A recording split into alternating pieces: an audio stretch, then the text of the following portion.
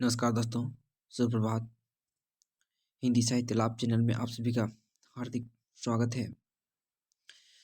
आज हम सरस्वती पांडे और गोविंद पांडे की मूल पुस्तक से रीतिमुक्त कवि के विषय में अध्ययन करने वाले हैं, जो एग्जाम की दृष्टि से मोस्ट इम्पॉर्टेंट है, जो 2023 में बहुत ही इम्पोर्टेंट और कगार सिद्ध होने वाले हैं। तो चलिए दोस्तों, देखते हैं आज का मुख्य विषय।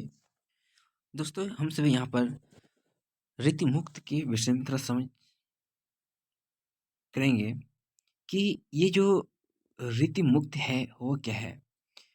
रीति काल 3 भागों में विभक्त हुआ था: रीति मुक्त, रीति सिद्ध और रीति बद्ध। जिसमें रीति मुक्त वह कवि होते हैं जो किसी भी परिपाटी या बद्ध में बंधे हुए नहीं होते हैं।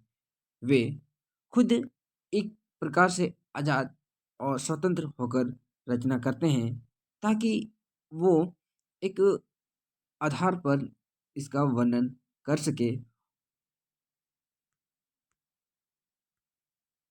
ब्राह्मण थे, किंतु शेख नाम की रेगिन से विवाह कर मुसलमान हो गए थे। ये क्वेश्चन पूछा गया है कि रीतिमुक्त कवि में कौन ऐसे कवि हैं जो ब्राह्मण होते हुए भी मुस्लिम हो गए थे। तो होगा शेख आलम। ठीक है। अब आलम औरंगजेब के दूसरे बेटे बहादुर शाह मुआजम के आश्रय में रहते थे। किसके? औरंगजेब के दूसरे बेटे बहादुर शाह के आश्रय में रहते थे। आलम का कविता काल संवत मतलब सन 1683 से 1703 ईस्वी तक माना जाता है। कब से कब माना जाता है? 1683 से 1703 तक माना जाता है। इनकी प्रमुख रचना निम्नलिखित है। प्रमुख कृति में कौन कौन है? आलम केली, माधवानल कामकंदला, सुदामा चरित, श्याम स्नेही। इंपॉर्टेंट है क्योंकि इनके एग्जाम में रचनाएं पूछी जा चुकी है मिलान के लिए। आलम केली है ना, माधवानल कामकंदला, सुदामा चरित और श्याम स्नेही इनकी प्रमुख रचनाएं देखने को मिलती है।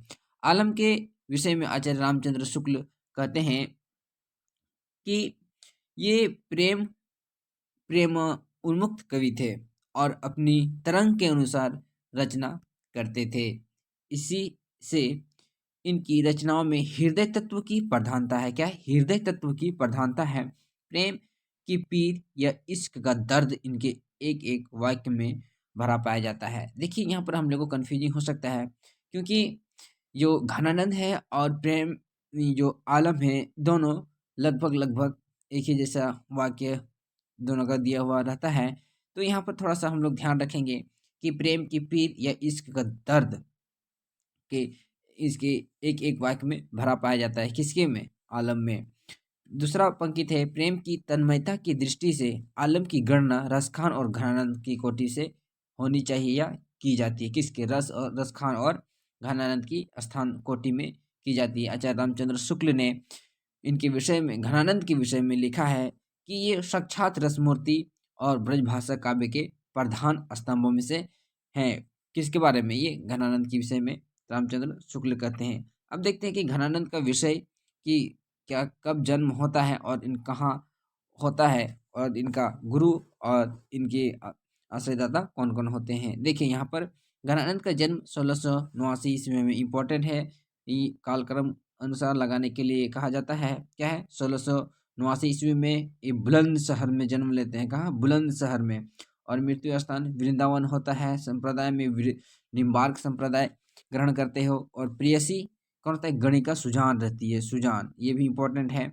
और ये किसके आश्रयदाता में? मोहम्मद और किसके? मोहम्मद रंगीले में रहते हैं। मोहम्मद शाह रंगीले आश्रयदाता में रहते थे। इनकी प्रमुख छवियां जो ब्रज भाषा में दिया गया है, देखिए कहते हैं: नेही महाब्रज भाषा प्रवीण ओ। क्या कहता है? नेही महाब्रज भाषा प्रवीण ओ, सुंदरता हूँ देन भेद को जाने। सुंदरता हूँ भेद को जाने, जो वियोग की रीति में कोविद, जो वियोग की रीति में कोविद, भावना भेद स्वरूप को जाने। जो ये मोस्ट इंपॉर्टेंट है एग्जाम की दृष्टि से, क्योंकि यहाँ से देता है कि ये कथन किसका है कि चाहे चाह के रंग में भेजियो ही हो। कहते हैं चाह के रंग में भिजियो हियो, बहुरे मिले प्रीतम शांति ना माने। ये उनकी प्रमुख कोटेशन है। भाषा प्रवीण सुछंद सदा रहे, सुघन जू के कवित बखानो। बहुत इंपॉर्टेंट। भाषा प्रवीण सुछंद सदा रहे, सो घन जू कवित बखानो। दूसरा है कि प्रेम सदा अति ऊंचे लाहे, प्रेम जो है वो सदा ऊंचे हैं, सु कही ही भांति की बात छही, सु कवि सुनी के सबके मन लालच दौरे पे पोरे बोरे, लाहे सब बुद्धि चकी। जग की कविताएं में धोखे रहे, हाँ प्रवीणन मति जाति जकी। समुझी कविता घन आनंद हिया, आखिन नेकी की पीर तकी। ये उसकी प्रमुख कोटेशन थी, क्योंकि एग्जाम की दृष्टि से मोस्ट इंपॉर्टेंट सिद्ध होने वाली है, क्योंकि हमेशा यहाँ से एग्जाम में पूछी जाती है।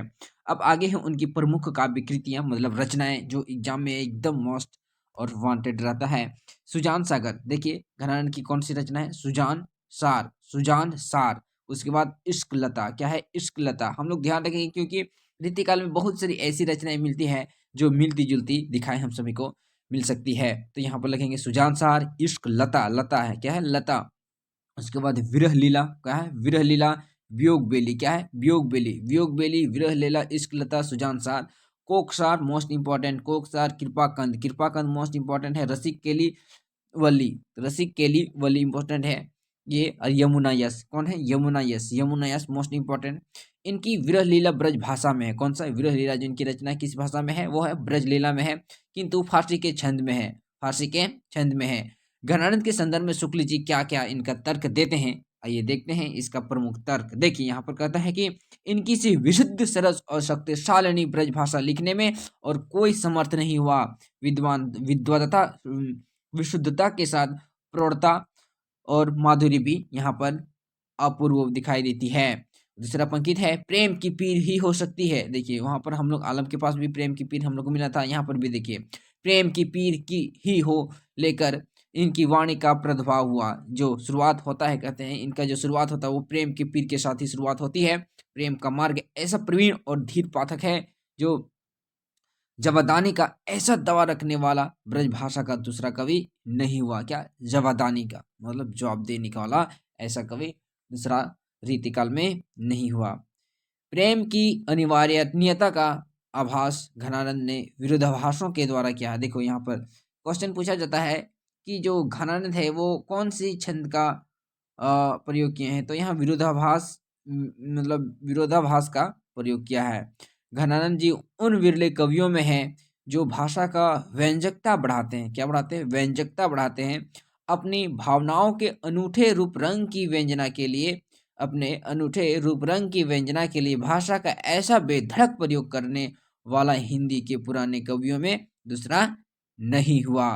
भाषा के लक्षण और व्यंजक बल की भाषा सीमा कहाँ तक है, इसकी पूरी परख नहीं थी। ये थोड़ा सा ध्यान रखेंगे। देखिए भाषा के लक्षण और व्यंजक बल की सीमा कहाँ तक है, इसकी पूरी परख नहीं थी। किसका कथन है? रामचंद्र शुक्ल का। किसके विषय में? घनानंद के विषय में। क्योंकि क्वेश्चन पूछा जा सकता है कि कौन सा कथन सत्य है, कौन सा कथन असत्य है, तो नहीं वाला तो बहुत ही घातक हो जाता है हम लोग सभी के लिए। इसलिए हम लोग इसको मोस्ट इंपॉर्टेंट करके रखेंगे कि ये इसकी पूरी परख नहीं इन्हीं को थी। क्या था? इन्हीं को थी। कहाँ तक है? इन्हीं को थी। मतलब ये पूरा का पूरा जानकारी रखते हैं कि इसकी जो मतलब सीमा कहाँ तक है, उससे दूसरा कोई नहीं था, बल्कि इसी को जानकारी थी। पांचवा बिंदु में है लाक्षणिक मूर्तिमता और प्रयोग वैचित्र्य की जो छटा इनमें दिखाई पड़ी है। क्या है? ये मूर्तिमता और प्रयोग वैचित्र्य का जो रूप दिखाई देता है, इन्हीं में दिखाई देता है। आगे कहता है कि वे पौने 200 वर्ष पीछे जाकर, क्या? पौने 200 वर्ष पीछे जाकर क्या कहते हैं कि काल के उत्तरार्ध में, अर्थात वर्तमान काल की नूतन काव्य धारा में ही अभिव्यंजनवाद के प्रभाव में कुछ विदेशी रंग के लिए प्रकट हुए हैं। बहुत इंपॉर्टेंट है। क्या है? अभिव्यंजनावाद के प्रभाव से कुछ विदेशी रंग के लिए प्रकट हुए हैं। मोस्ट इंपॉर्टेंट है। रामधारी सिंह दिनकर ने लिखा है कि रीतिकाल की बौद्धिक, क्या है? रामधारी सिंह दिनकर कहते हैं कि रीतिकाल की बौद्धिक विरह अनुभूति, निष्प्रापता और कुंठा के वातावरण में, क्या? कुंठा के वातावरण में घनानंद की पीड़ा सहसा ही हृदय को चीर देती है। क्या कर देती है? चीर देती है। और मन सहज ही मान लेता है कि दूसरों के लिए किराए पर आंसू बहाने वाले के बीच यह एक ऐसा कवि है जो सचमुच अपनी पीड़ा में ही रो रहा है। ये मोस्ट इंपॉर्टेंट है। कौन कहते हैं? ये रामधारी सिंह दिनकर कहते हैं। ये घनानंद के विषय में।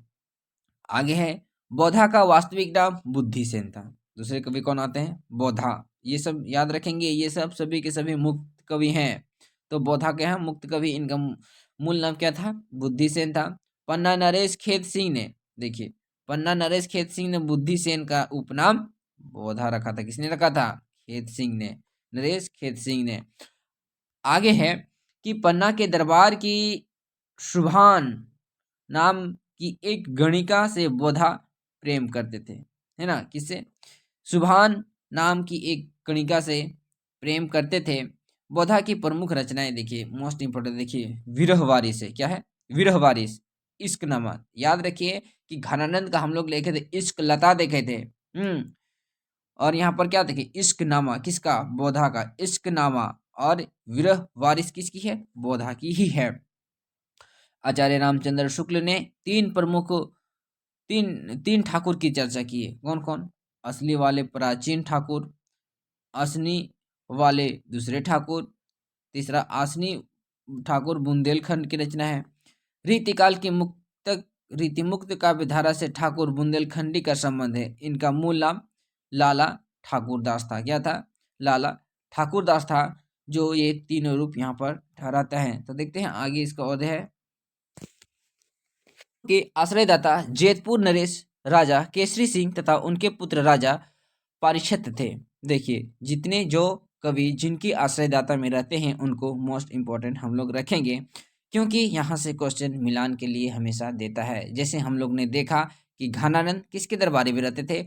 वो शाह आलम के दरबारी में रहते थे। उसके बाद हमने किसका देखा? बौद्धा का देखा। बौद्धा जो रहते थे वो नरेश खेत सिंह के दरबारी में रहते थे। और उसके बाद हम लोग आलम के देखें। इसके प्रकार हम लोग प्रत्येक का अगर हम लोग याद रखेंगे तभी हम लोग अच्छे से तैयारी कहा जा सकता है या माना जा सकता है। आगे है, ठाकुर के आश्रयदाता जेतपुर नरेश केसरी सिंह तथा उनके पुत्र राजा पारिषद थे। यहाँ तक हो गया है। ठाकुर की प्रमुख कृतियां देखिए, ठाकुर ठसक है। क्या है? ठाकुर ठसक है। उसके बाद ठाकुर शतक है। एक ठसक है और एक शतक है। दो ही तो इनकी रचना है। किनकी? ठाकुर की। और ठाकुर से हम लोग समझ सकते हैं। आचार्य रामचंद्र शुक्ल ने ठाकुर के संबंध में लिखा है। क्या कहते हैं? कि ठाकुर बहुत ही सच्ची उमंग के कवि थे। ठाकुर सच्ची उमंग के कवि थे। इनमें कृत्रिमता का लेस नहीं है। कृत्रिमता का लेस नहीं है। ना तो कहीं व्यर्थ का शब्दाडंबर है और ना कल्पना की झूठी उड़ान, ना अनुभूति की विरोधी भाव का उत्कृष्ट है। मतलब ठाकुर जो रहते हैं हम लोग याद रखेंगे, सच्ची रहते हैं, सच्चे रहते हैं ना। एक सच्चे रहते हैं मतलब ट्रूथ रहते हैं। दूसरा बिंदु है, ठाकुर प्रधानता प्रेम निरूपक होने पर भी लोक व्यवहार के अनेक दर्शी कवि हैं।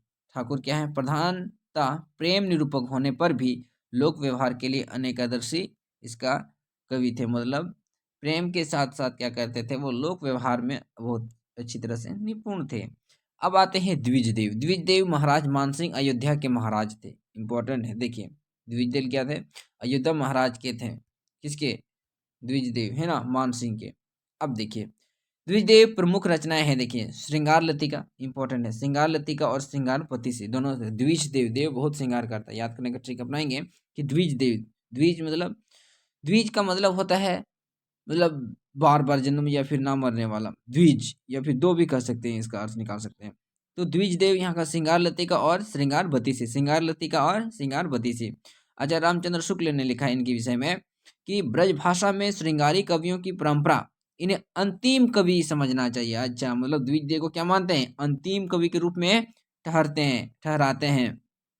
जिस प्रकार लक्षण ग्रंथ लिखने वाले कवियों में पद्माकर अंतिम प्रसिद्ध कवि हैं, उसी प्रकार समूची श्रृंगार परंपरा में इनकी सी सरस और भावमयी फुटकल श्रृंगारी कविता ही फिर दुर्लभ हो गई है। ये इंपॉर्टेंट है ना। पूछ सकता है कि रीतिकाल के अंतिम कवि कौन है? तो द्विजदेव। या फिर यहाँ पर पूछ सकता है कि जो भक्ति काल है उसका अंतिम कवि कौन है, तो हम यहाँ पर अभी देखें कि इनकी जो अंतिम कवि जिस प्रकार से माना जाता है, तो उसी प्रकार इसका भी माना जाता है। जैसे पद्माकर मतलब भक्ति काल का अंतिम माना जाता है, तो उसी प्रकार अब है दूसरा बिंदु, ऋतु वर्णन में इनकी हृदय का उल्लास उमड़ पड़ता है। किनकी? द्विजदेव का। अब रीतिकालीन कवियों की महत्वपूर्ण काव्य पंक्तियां जो निम्न प्रकार से हम लोग देख सकते हैं। सबसे पहले आता है चिंतामणि।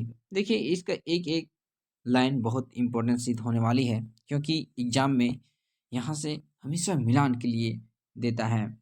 देखिए चिंतामणि, पहला बिंदु है रीति सुभाषा कवित की वर्णत बुद्ध अनुसार। कवि कल्प तरु पुस्तक से लिया हुआ। कहते हैं रीति सुभाषा कवित की वर्णत बुद्ध अनुसार। दूसरा है येत उदारत हैं तिन्हें जे परे मोह मोहधति जल फेरे। इक आंजू में कुंदन बेली लखी मन मंदिर की रुचि वृंद भरे। क्या है? मन मंदिर की रुचि वृंद भरे। अरविंद के पल्लव इंदु तहा अरविंदन ते मकरंद झरे। चौथा बिंदु देखिए, आखिन मुंदबे के मिस आनी अचानक पीछे उरोज लगावे। केहूं कहूं मुस्काई चीते अगराय अनुपम अंग दिखावे। पांचवा बिंदु, अवलोकिन में पलक न लागे पलकों अवलोकी बिना ललाके।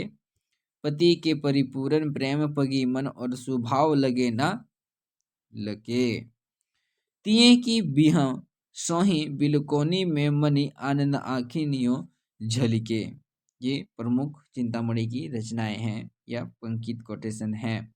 रसवंत कवितन को रस जियो अकसन के ऊपर छलके। सकून अलंकारण सहित दोष रहित जो होई अरथ सब ताको कवित विबुध सब कोई। आगे है इसका मोतीराम का। मोतीराम का पंकित कहता है पहला में कि निरपति नैन कमलनेनी वृथा।